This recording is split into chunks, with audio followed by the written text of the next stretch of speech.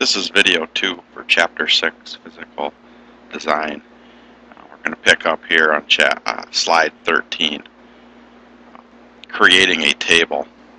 The screen, of course, is from SQL Server. But it is, like I said in the first video, nice to see a different database management system other than Access that we used previously in this course. We know how to create a table in Access. This is what the screen looks like in SQL Server. Okay, slide 14 talks about nulls. It says it's an important concept in databases. It's really, null is not a space or a zero. That's the most important thing to remember about a null, because a space is actually something. It has a value of some kind in the computer system. So you may think that there's nothing in a particular field, but it could be a space. So a null is not, it's really nothing. It's an empty string, basically.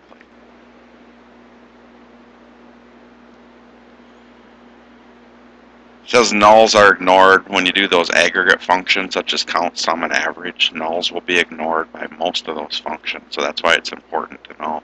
You also need to know whether a value can be null. Most fields you would want a value in, but certain fields you will allow a null value. It says you have a choice when you're designing a table whether to accept nulls or not. And in Access, that's a required field. You can set required to null, and a null value would be possible. We talked about the fact that when you create a query, you're really creating an SQL select statement. Also, when you create a table, even though you don't see the SQL in Access, this is what the SQL statement might look like. Just a simple create table command. That's an SQL statement. You give it the name of the table and then all the fields and their various data types and properties over here.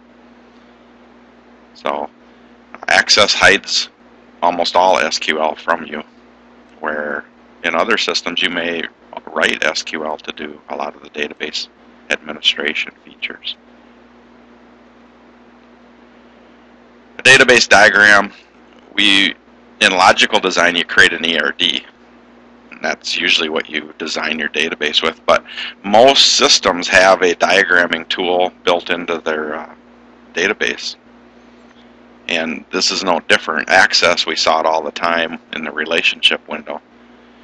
I'll show you that in a bit again, but SQL Server, they're showing what theirs looks like here too. It's saying what tables do you want in your diagram. This is similar to what we saw in Access. And here's what it looks like in SQL Server. Again, this almost looks exactly like Access. To create a relationship, we do the same thing here in Access that they do in SQL Server. You take the primary key, drag it, and then drop it on the matching field in the related table. And it brings up the relationship dialog box. So SQL Server and Access are the same in this. The screen looks a little bit different, but it's the same concept. Foreign keys. Here's the enforced referential integrity is in here somewhere. I thought, maybe not. But a lot of the same things, again, we see here in SQL Server that we're used to in Access. Referential integrity is one of the most important concepts that you should get out of this class. Deals with a foreign key constraint or rule. It means that you can't put a value in the foreign key in the child table if that value does not already exist as a primary key value in the parent table. So I've said that a few times, and the book mentions it a lot. Right? Sick of hearing that, but it is a concept that you'll really need to grasp. Enforcing referential integrity, which you do on almost all your relationships. Not all of them. There's once in a while you may not want to do that, but most of them have referential integrity enforced, and it says it prevents orphan records. That means you can't put a value in your child table if that value doesn't exist in the parent. If you didn't enforce referential integrity, that means you could have records in your child table that didn't match any record in the parent table. Hence the orphan record concept.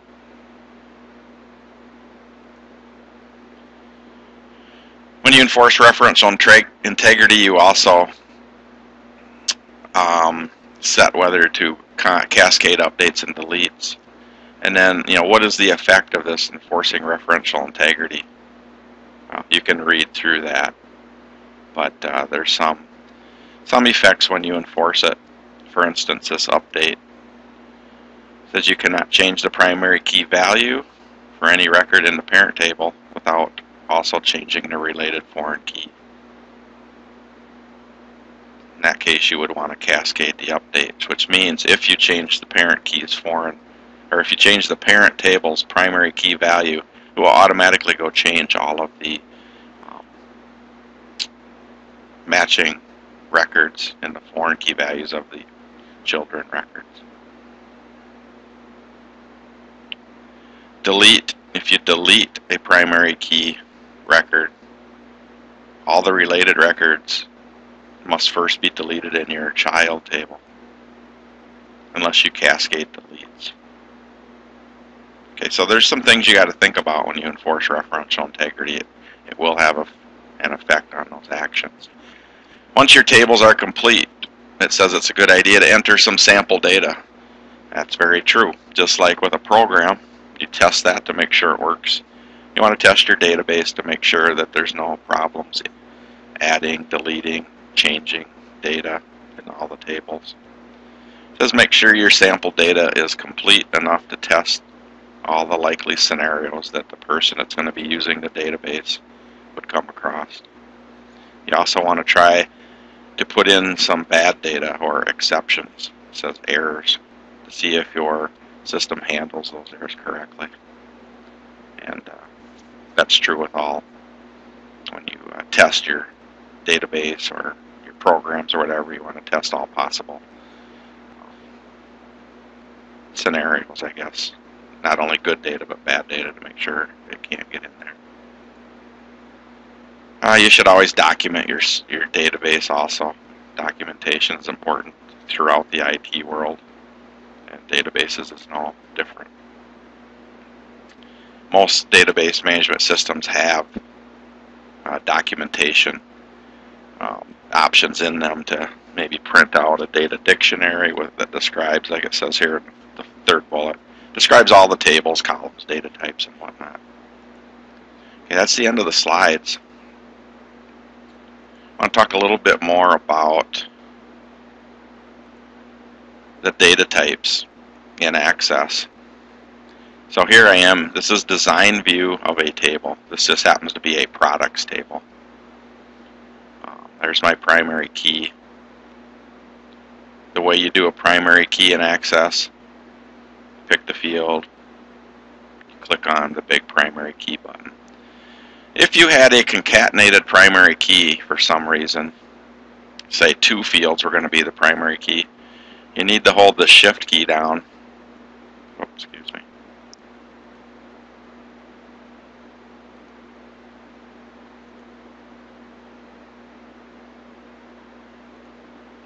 Trying to get that to work. Take the primary key off. Oh, I can't do that. Well, if you were going to have 2 fields that were a concatenated primary key, you would have to make sure you select both fields before you hit the primary key button. That would make both the fields the primary key, meaning it's a concatenated primary key. One thing I wanted to point out for sure here was when you have a number, here's a field called units in stock, so a number data type. Some database management systems have all kinds of numeric data types here.